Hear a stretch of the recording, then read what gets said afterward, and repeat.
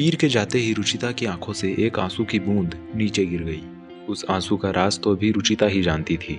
यह काफी अजीब था कि रुचिता ने अभी अभी वीर को मना किया कि उसके और वीर के बीच में कुछ भी नहीं है, लेकिन वह उसके जाते ही रोने लगी थी। रुचिता ने अपनी मुट्ठियों को भींच लिया और वह वहां से उठकर सीधा कॉलेज से निकल गई।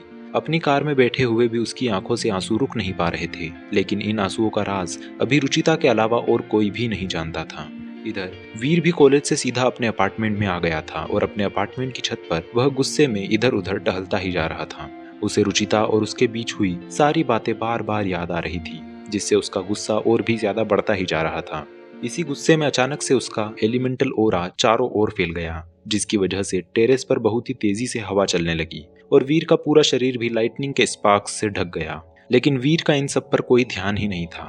वीर अभी भी वहीं पर बस टहलता ही जा रहा था। जब भी किसी एलिमेंटल यूजर को हद से ज्यादा गुस्सा आता था, तब उसके लिए एलिमेंटल पावर की शक्तियां और भी ज्यादा बढ़ जाया करती थी और इन सब का उनके आसपास की सभी चीजों पर कभी अच्छा तो कभी बुरा असर जरूर होता था।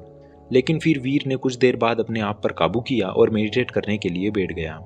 फिर पिछली रात की ही तरह वीर के गले में पहना हुआ पेंडेंट इस बार भी अपने चारों ओर से एलिमेंटल पावर को इकट्ठा करके वीर के अंदर पहुंचाने लगा। लेकिन फिर वीर ने कुछ देर बाद अपने आप पर काबू किया और मेडिटेट करने के लिए बैठ गया। फिर पिछली रात की ही तरह वीर के गले में पहना हुआ पेंडेंट इस बार भी अपने चारों ओर से एलिमेंटल पावर को इकट्ठा करके वीर के अंदर पहुंचाने लगा।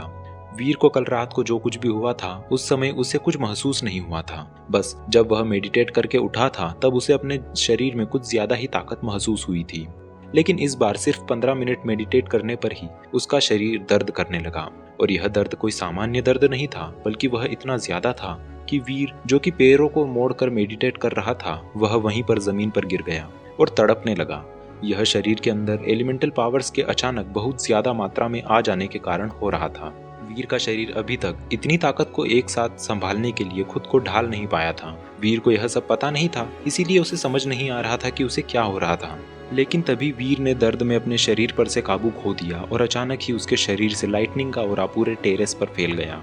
अचानक से लाइटनिंग का ओरा निकलने के कारण पूरे टेरेस पर जैसे लाइटनिंग का एक जाल सा बिछ गया था। यह था तो बस कुछ सेकेंड्स के लिए ही, लेकिन यह बहुत ही खतरनाक था क्योंकि वहां रखा हुआ कुछ सामान तो जलकर लगभग खाक ही हो चुका था। वीर भी कुछ देर के लिए अपना होश खो चुका था। फिर कुछ देर बाद जब उसकी आंखें खुली तब उसे कुछ धुंधला सा दिखाई दिया। उसने देखा कि कोई उसे जगाने की कोशिश कर रहा था। कुछ पलों बाद उसे समझ आया कि वह और कोई नहीं बल्कि अनुराग ही था। वीर का सर बहुत ज्यादा दर्द कर रहा था।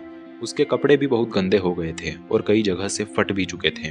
तभी अनुराग ने थोड़ा परेशान होकर वीर से पूछा, वीर तुझे क्या हुआ, तू ठीक तो है? इस पर वीर थोड़ा कराहते हुए उससे बोला, हाँ मैं ठीक हूँ। तभी अनुराग ने वीर से पूछा, यहाँ पर आखिर हुआ क्या था और तू बेहोश कैसे हो गया? तब वीर ने उससे अपना सर थोड़ा सहलाते हुए कहा, पता नहीं, अचानक मेरे शरीर में बहुत तेज दर्द होना शुरू हुआ और यह सब हो गया। फिर अनुराग वीर को सहारा देते हुए उसे उसके कमरे में लेकर आया और उसे बेड पर लिटा दिया। फिर वह वीर के लिए दवाइयां लेने के लिए चला गया।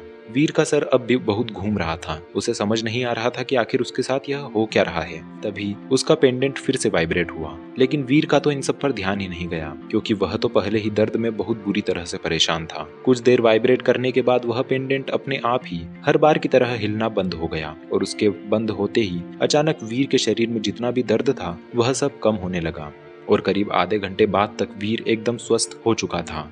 उसे पहले से बेहतर लग रहा था और यहाँ तक कि उसे तो ऐसा लग रहा था जैसे उसके अंदर किसी ने असीम ताकत डाल दी हो।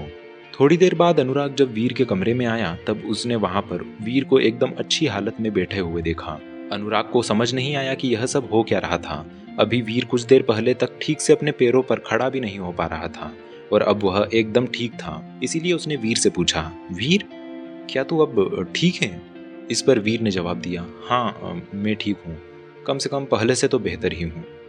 तब अनुराग ने वीर से कहा, लेकिन वीर तेरी तो कंडीशन कुछ ज्यादा ही खराब थी। मुझे तो लगा था कि तुझे हॉस्पिटल भी लेकर जाना पड़ सकता है, लेकिन अभी तू इतनी जल्दी ठीक कैसे हो गया? वीर अनुराग को नाम सर हिलाते हुए बोला, मुझे नहीं पता।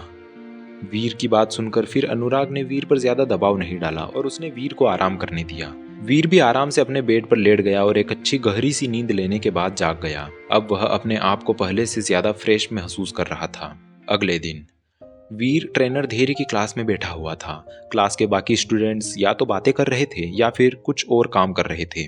वीर और अनुराग भी आराम से एक दूसरे की टांग खिंचाई करने में लगे हुए थे। लेकिन तभी वीर की नजर गेट पर पड़ी, जहां से एक क्यूट सी लड़की अंदर आ रही थी। उसकी नीली आंखें देखकर अनायास ही वीर के चेहरे पर भी मुस्कान आ गई। लेकिन अगले ही पल उसे याद आया कि वह रुचिता थी, और यह याद आते ही उसके चेहरे से मुस्कान अचानक ही कहीं पर गायब हो गई। तो क्या वीर और रुचिता कभी पास आ पाएंगे, या उनके बीच की यह लड़ाई उन्हें हमेशा के लिए दूर कर देगी?